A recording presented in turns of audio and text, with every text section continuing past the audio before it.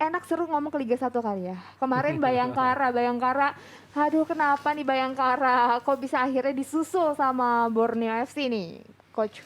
Ya, kemarin juga Bayangkara mungkin udah berusaha ya untuk memper apa menambah poin lagi. Ya. Tapi ya apa boleh buat ya.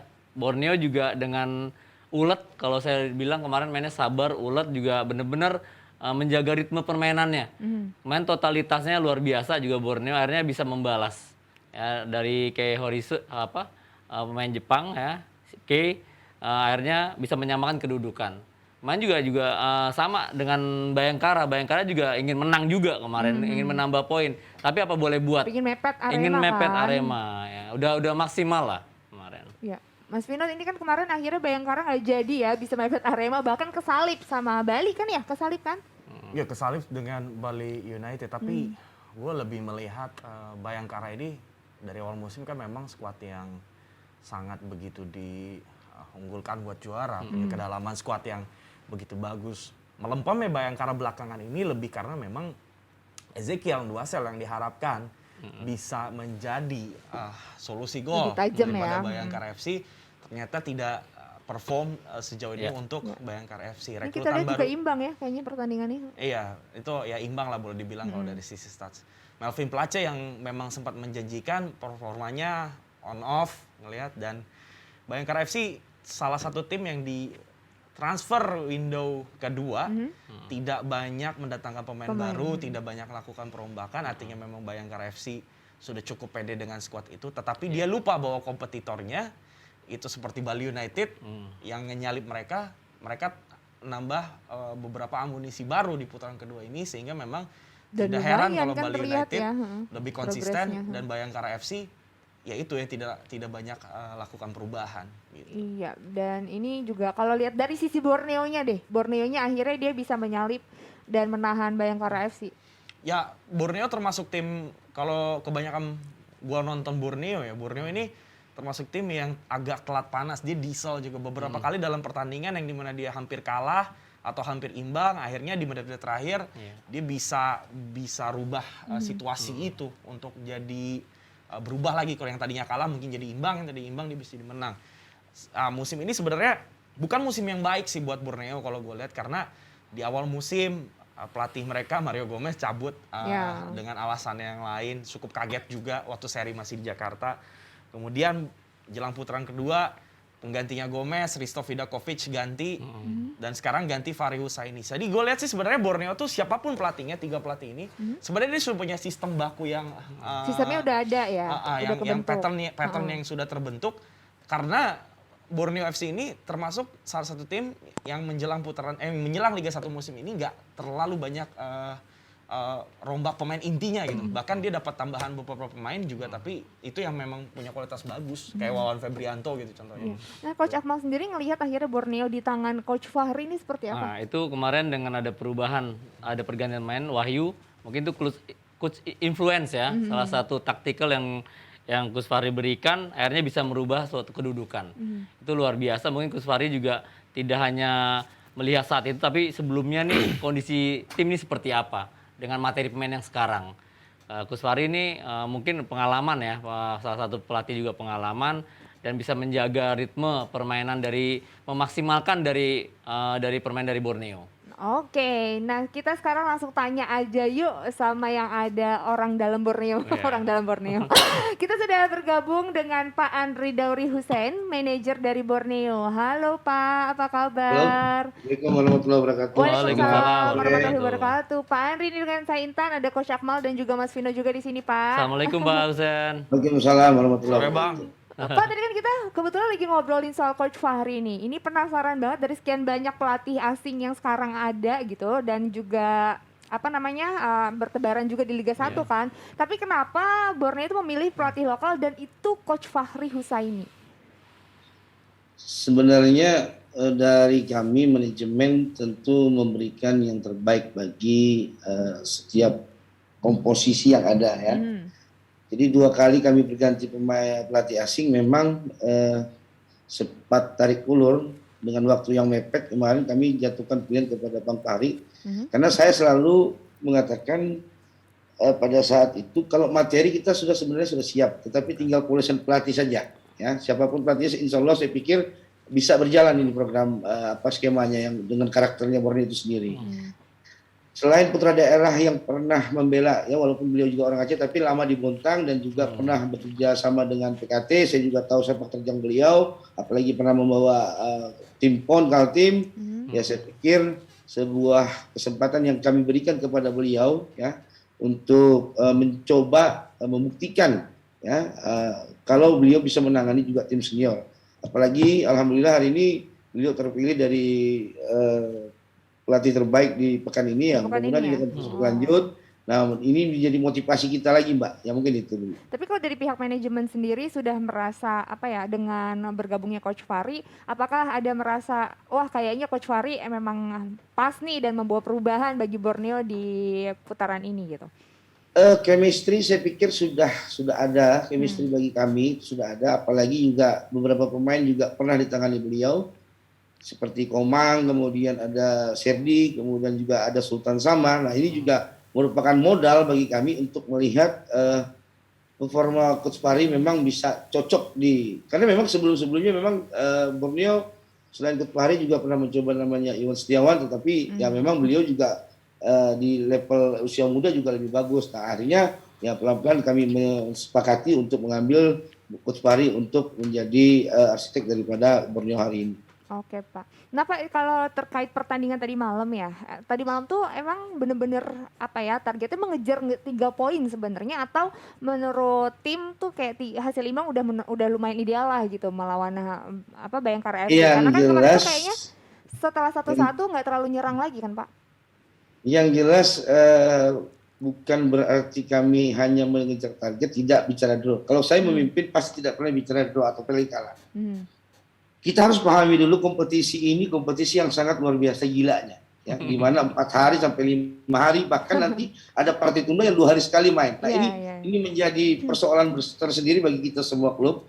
Nah, maka daripada itu kita bersama-sama melihat betapa kendornya fisik dari 2 tim dari Malang, tetapi saya tetap memberi semangat dari pinggir lapangan agar terus fighter di dalam 2 kali 45 menit dari malam itu, Mbak. Ya, tapi kalau menurut Pak Andri sendiri mengenai performa wasit tadi malam gimana Pak? Tanyakan pada rumput yang bergoyang, Mbak. Ya kan, kita tahu lah kualitas apa, wasit kita udah dimaklumin aja lah ya. Jadi harapan kita memang sama lah ya. Ke depan juga wasit juga terbukti tadi malam 1 2 mengatakan penjuru, sementara wasit tengah mengatakan bola matinya untuk gawang. Nah, ini juga menjadi kebingungan. Mungkin ini pelajaran bagi kita bersama, Mbak. Iya, harus terus dievaluasi ya mengenai masalah wasit ini. Pak, untuk target tim Borneo sendiri ini gimana Pak ke depannya? Mungkin kalau misal untuk benar-benar sampai pemuncak klasemen sampai ke atas kan cukup jauh ya. Tapi kalau kita lihat di bawahnya kan lumayan mepet-mepet tuh. Agak persaingan lumayan ketat nih sampai akhir musim. Targetnya seperti apa untuk musim ini? Saya kejar terus Mbak yang di atas, Mbak. Wah.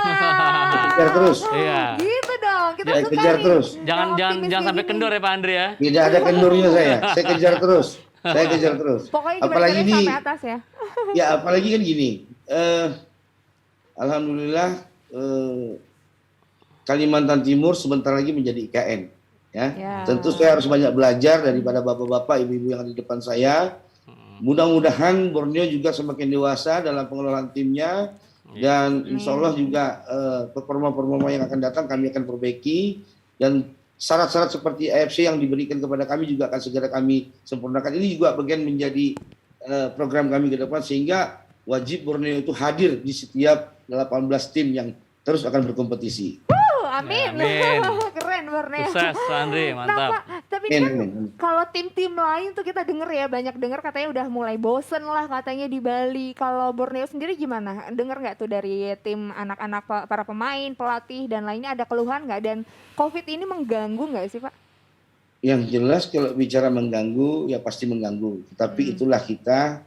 Kalau kita hanya menunggu COVID sampai nekrom, saya bilang itu istri anak-anak sini, neneknya COVID pun datang, saya pikir tidak akan jalan kompetisi ini. Ya. Nah, maka daripada itu ada pelajaran besar yang kita ambil dari kompetisi yang memang betul-betul diatur oleh namanya COVID ini. Tapi sekali lagi saya harapkan ke depan kompetisi ini paling tidak jangan terlalu mepet jedanya. Karena memang ini persoalan kita harus habis di tanggal 27 Maret, sementara tanggal 3 April kita sudah memasuki bulan Ramadan. Nah ini tentu juga menjadi evaluasi tersendiri. Jadi ke depan jangan sampailah terjadi mepet jadwal. Kalau bisa ya awal Juli atau Agustus sudah gelar kembali. Karena masalah yang penting jangan sampai terpaksa untuk melaksanakan ini gitu ya. Karena kalau kita juga mau mundur, tentu akan banyak hal yang akan mengganggu, termasuk kontrak pemain dan ngolor. Nah ini coba dipikirkan ke depan, jangan sampai nanti kompetisi ini seperti ini lagi. Kalau masalah tempat, kami di Bali mau dimanapun kami siap dan kami tidak akan pernah bosan dengan Bali. Ada yang usul juga di Kalimantan katanya. Nah, kalau Kalimantan sendiri sebenarnya kami belum siap, Mbak. Kalau kami belum siap. Untuk ininya ya penyediaan. Kalau untuk venue pertandingan kami siap, tetapi untuk lapangan latihan. Ya, mungkin kami akan coba bangun pelan-pelan. Iya. Oke. Pak Andri, mau tanya nih Pak Andri, dengan pergantian pelatih ini apakah ada kendala Pak Andri di kondisi tim di dalam lapangan maupun di luar lapangan? Saya pikir dengan masuknya Bang Fahri, saya pikir komunikasi yang tadi agak sulit untuk disampaikan. Maklumlah pemain saya juga bukan spesialis pemain bahasa Inggris ya, tetapi ini juga perlu kita lihat ke depan.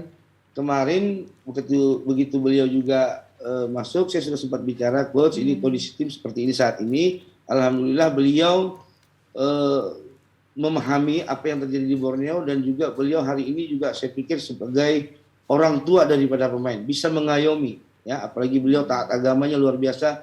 Senin Kemisnya juga puasanya sangat luar biasa. Ini menjadi contoh baik bagi pemain-pemain muslim yang ada di Borneo. Mungkin itu kayaknya penting banget sih ya pendekatan. Sangat penting, Mbak. Sangat penting. Menurut saya ini Coach Fahri ini sebagai sosok panutan yang luar biasa ya, apalagi beliau ini mantan pemain. Jadi juga mungkin pemain juga segan ya, sungkan ya dengan beliau ya. Dan ya namanya pelatih kan juga pasti pemain lihat, oh ini pelatih nih dari mana nih, sosoknya seperti apa gitu loh. Saya jadi contoh juga kan. Jadi contoh lah gitu. Ini luar biasa untuk Coach Fahri ya. Mas Vino, ada yang mau ditanya nggak? Ya paling apa diambilnya Coach Fahri juga karena kapok Pak ya, ditinggal atau ditipu sama 2 pelatih asing sebelumnya nih Pak.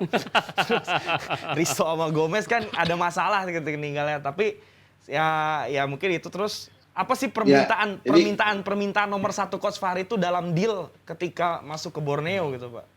Dalam deal ya? Jadi ada 2 konteks tadi yang saya jawab. Ya, jadi gini, kalau bicara ditinggal, ya itu sudah biasa. Jangan kan sebuah sepak bola, kita di dalam rumah tangga pun biasa terjadi keributan. Jadi ini sebuah hal yang wajar lah saya pikir. Orang juga mau cari lebih, tapi caranya memang kurang pas di hati saya dan teman-teman ya. Jadi memang ya itu saya bilang, di balik ujian pasti ada berkah yang kita dapat ya, itu yang pertama. Amin. Yang kedua terkait deal itu, saya tidak ada yang istimewa Bang Fahri. Saya pikir orangnya memang sangat sederhana, low profile, dan bagi saya, dan terutama itu tadi kepimpinan beliau dalam keseharian beliau juga sangat luar biasa. Itu yang saya salut dari beliau. Iya, ini tadi udah terjawab, udah puas Mas Vino? Ya gampang. Iya. Siap. Pak Andri, makasih banyak ya. Makasih banyak. Pak Andri, salam sama Bang Nabil dan sama Kus Amiruddin, sahabat saya. Salam. Terima kasih, sukses terus. Terima kasih banyak. Terima kasih banyak. Terus buat Pak Andri, salam juga dari CEO sama Media. Siap. Assalamualaikum. Pak Andri. Ya, ini targetnya bisa mengejar yang atas-atasnya terlalu berat nggak sih? Enggak, gue mau highlight ini, gue tanya terus setim ya sama Ahmad Amiruddin PSM ya. Karena memang sama siapapun pelatihnya, Ahmad Amiruddin tuh asisten. Asisten ya. Memang mau ganti berapapun pelatihnya, Ahmad Amiruddin boleh dibilang setengah otaknya dalam game plan-nya Borneo. Betul. Gak bisa berubah tuh. Yeah. Jadi emang yang gue sempat dengar isu bahwa memang gimana sekarang caranya Borneo ini nge-push Amir untuk dapat AFC Pro License karena memang dia diprospek menjadi head coach-nya Borneo. Tapi nanti kalau udah kayak gitu berarti Coach Fahri? Ya maksudnya kalau mana tahu Coach Fahri ada masalah, itu intinya Coach Amiruddin tuh dipersiapkan lah buat nanti kalau misalnya pemain-pemain yang promosi di Borneo sekarang ini adalah memang kurang lebih ada andilnya Amiruddin ini karena dia juga nggak supervisi, kalau nggak salah supervisi akademi. Sama jangan-jangan kayak Coach Akmal. Ya kemarin kan juga sempat sama. Kemarin kan sempat mengambil license A kan sama Amiruddin. Oh, bareng ya? Jadi banyak juga pengalaman beliau dengan pelatih-pelatih asing ya, Vin ya. Jadi juga ya tadi bener juga kendala kadang bahasa gitu loh. Kadang-kadang Coach Amir juga nggak dihargai dengan pelatih asing. Ya kan, kadang-kadang dia juga nggak diajak komunikasi. Itu banyak lah, banyak cerita yang beliau sampaikan ya kepada kita-kita para pelatih. Tapi bagaimana Coach Amir juga menjaga kondisi tim yang tadi Vino bilang, game plan tim ini Borneo ini tetap performanya tetap dijaga gitu sama Amiruddin. Dan dia tahu sendiri, tahu sekali kondisi tim Borneo. Gitu. Sampai sekarang kan dia Jadi dapat akhirnya masih kepercayaan akan lah sama manajemen. Oke, nah ini kita tanya sama yang bawain laga semalam nih, Abang Valen, ada Pak CEO gabung sama kita, Bang. Bosku. Bosku. Akhirnya diajak ngomong juga gue dari tadi. Sampai nggak bisa nyapa Pak Yoyo, sampai nggak bisa nyapa Bang Andi. Gue di mute terus gue dari tadi nggak boleh ngomong. Oh, udah masuk ternyata ya bro ya. Dari awal. CEO lagi di mana ini? Saya lagi ada flu, batuk, jadi meriang. Jadi daripada kalian takut kan, mendingan saya di mobil. Parkiran depan. Di parkir. di bawah. Di parkir. Nggak boleh masuk. Bang Valen semalam bawain ya? Iya, apa tuh? Match Borneo. Iya bawa. Iya. Terus kalau lihat ini kan Borneo tadi Mas Andri juga bilang katanya targetnya itu dia tetap mau bakalan mepet terus tim-tim atasnya. Kalau Bang Valen sendiri ngelihat dari semalam juga dia bermain di bawah Coach Fahri sekarang, itu targetnya cukup ini nggak sih Bang, realistis nggak?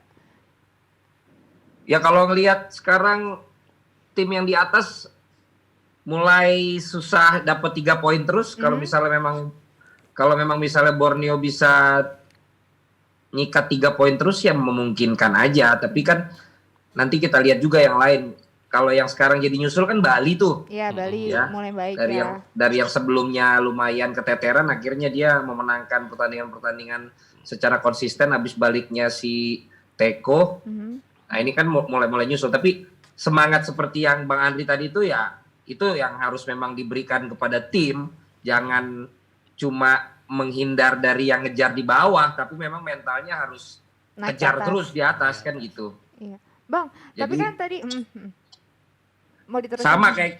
Sama kayak kita sekarang Depdagri, pokoknya gua push yang namanya Abrar ya, gua push yang namanya Gie supaya kita selalu punya narasumber ya, supaya Yes. Keren. program kita Jalan terus. semakin disaksikan dan juga menjadi tempat untuk pelaku-pelaku sepak bola Indonesia punya Melakukan wadah klarifikasi. untuk bisa kita tanya, juga untuk bisa memberikan informasi.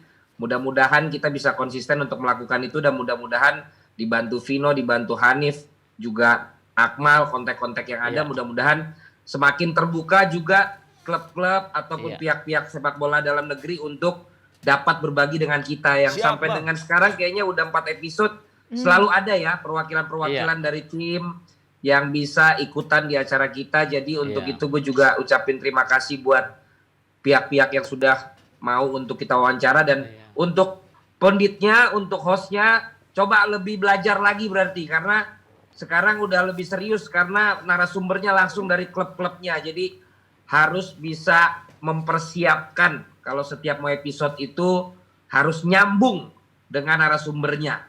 Jangan ketahuan wawancara si ini tapi kalian tidak research dulu. Itu saya sangat tahu kalau kalian tidak research ya. Jadi ini sekalian wejangan ini ya. Enggak bro, kau tahu. Jangan Enggak, ada Coba. emosi. Iya, enggak kalau kau tahu Diperhatikan gitu benar, gua tadi misalnya tadi Pak Yoyo itu siapa, backgroundnya apa, nyambung dengan Arhan di mana, Bang Andri itu siapa, apa yang menjadi highlightsnya dia. Kalian harus pelajari, jangan cuma menunggu dari Abrar atau Gie. Iya. Pelajari karena saya akan pantau terus. Kalau tahu gitu gue telepon Karena kalau- Amiruddin bro. Kalau tahu gitu gue telepon Amiruddin. Karena kalau ketahuan kalian tidak pelajari, mendingan host aja sama narasumber dari klub, nggak usah ada yang di studio. Siap, laksanakan 86. Siap CEO. Siap, Abang CEO. Iya.